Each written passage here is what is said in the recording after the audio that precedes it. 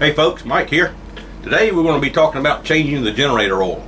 Some of you are new boat buyers out there and a little bit apprehensive about taking this task on by yourself, so we're going to walk you through the steps today to show you just how it's done. We've got all of our supplies ready. Down here we've got our oil change kit, 3-gallon Jabsco pump.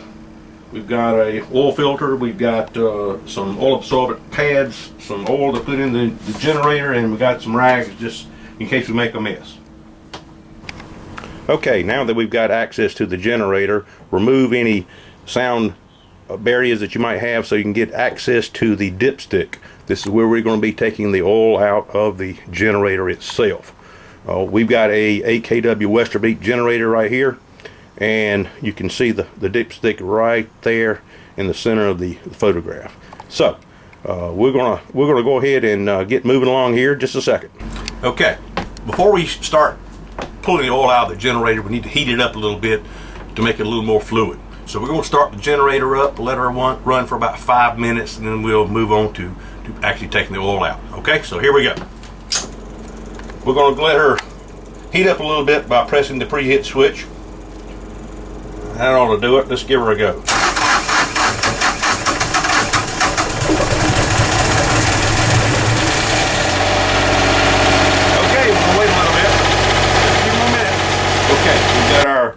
Little hose from our pump and bucket down into the dipstick here. Okay, we've got it pushed in there as far as we can get it. The pump is battery operated. We've got two connectors here, alligator clips. One's positive, one's negative. We're going to hook these to the battery now and get ready. Okay, we've got our pump on now. You can hear it running probably. So we're pulling all the oil out of the generator now. Pretty simple. This will take about 4 or 5 minutes or so, and then we'll be ready to put new oil back in it. Okay. When you're taking the oil out of the engine, if you just put your hand on this little hose right here, you can tell you're sucking oil because it's warm. That way you know you're actually pulling oil and not pulling a dry hose. Okay, you can tell when we're almost done. You can hear the sounds of the pump. So listen just now. Hear that? We're almost done.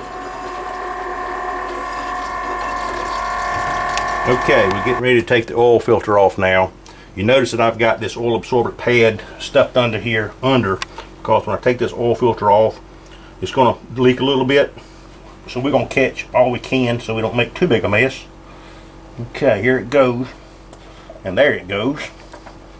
So we'll make a little more mess than we thought, but that's okay. We'll clean it up.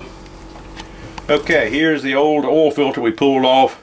We lost a couple of ounces of oil down there and under the generator, but we got it up. Not too bad.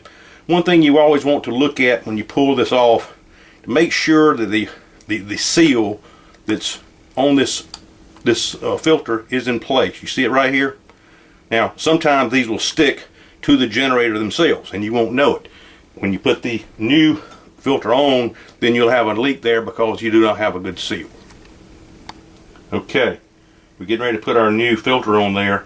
Before we do, we want to lubricate that seal that we spoke of a little earlier with a little bit of fresh motor oil. Put it right here on top of it. Okay, we got all the engine oil changed. I hope you can hear me.